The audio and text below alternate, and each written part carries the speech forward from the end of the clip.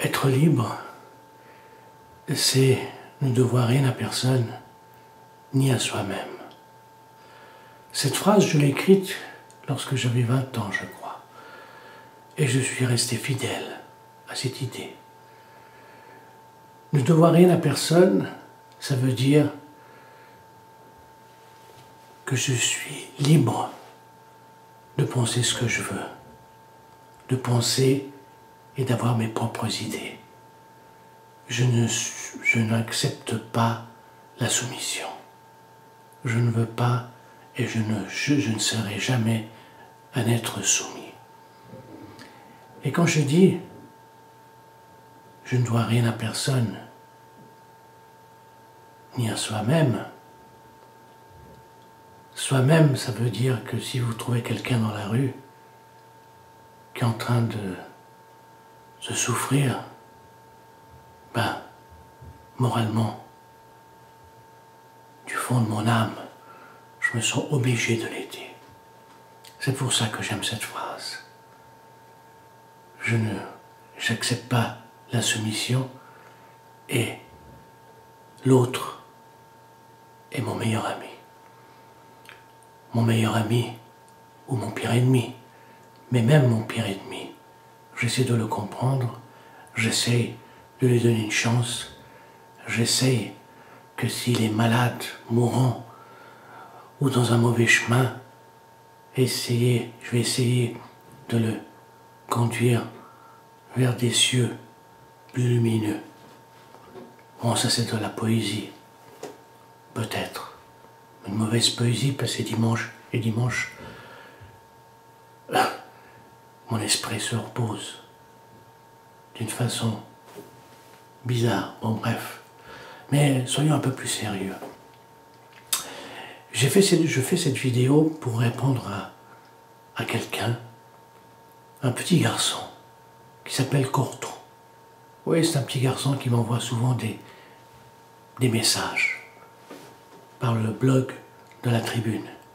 Ce petit garçon écrit des fois bien, des fois il n'écrit pas bien, de façon bizarre, et il me fait penser à ces petits garçons qui sonnent derrière la porte et qui s'enfuient. Voilà. Et qui ne... Tous ces personnes qui envoient des mails par des pseudonymes, c'est ça pour moi. Ce sont des petits garçons qui sonnent aux portes puis qui s'enfuient. On ne sait pas qui c'est. Hein?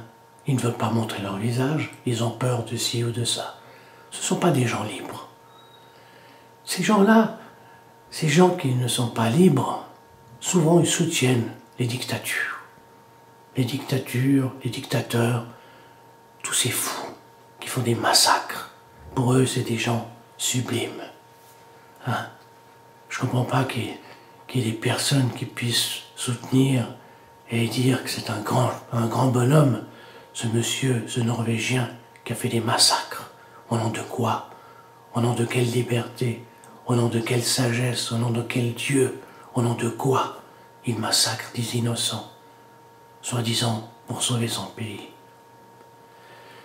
C'est fou, il y en aura toujours. Il y aura toujours des fous, des gens comme ça.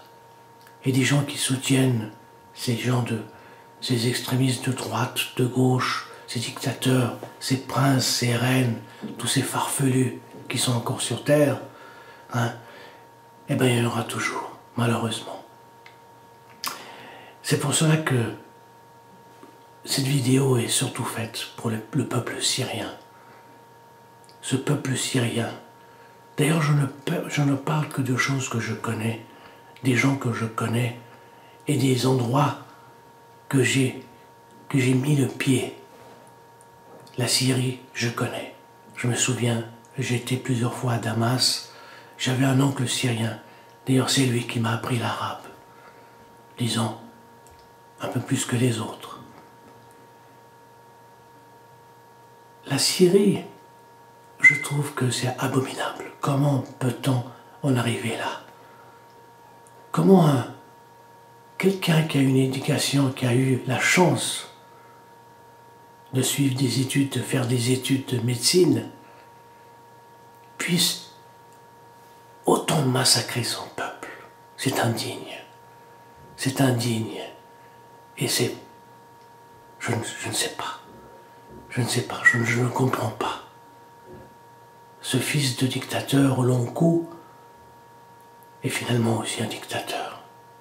Ou alors il est mal conseillé. Mais en tant que médecin, a-t-il une conscience? Ce qui me fait dire que pas tous les médecins ont une conscience.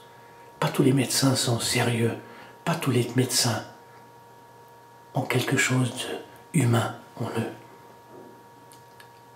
Massacrer son peuple, bombarder son peuple, c'est un crime contre l'humanité, contre son peuple, bien entendu. Je suis pour la liberté, pour toutes les libertés, mais des libertés bien raisonnées, bien réfléchies. C'est pour cela que ma phrase, être libre, c'est ne devoir rien à personne, ni à soi-même, est justifiée. Et j'y crois toujours à cette phrase, et je l'ai au fond de mon âme. Mais je m'adresse au peuple arabe. Peuple des pays arabes, ne soyez pas toujours contre les Israéliens. Non, je ne suis pas juif, même si mon nez fait penser à un juif. Et puis quoi, être juif, c'est une tare? Non. Je serais fier d'être juif si j'étais juif. Je serais fier d'être japonais si j'étais japonais. Pourquoi ne pas être fier de quelque chose? Bon, bref. Regardez en Israël, les juifs, certains juifs ne sont pas contents de leur pays, de leur gouvernement. Ce qui veut dire que partout, il y a de la corruption. Partout, il y a les bons et les mauvais. Partout, dans tous les pays, même dans les pays démocratiques, il y a des risques de mauvaises personnes qui prennent le pouvoir, des personnes, des corrompus, des gens qui profitent, les gens qui n'ont pas le sens du partage. C'est ça. Être libre, c'est ne devoir rien à personne, ni à soi-même. C'est d'avoir le sens de cette liberté consciente, que l'autre est quelqu'un d'important. Merci.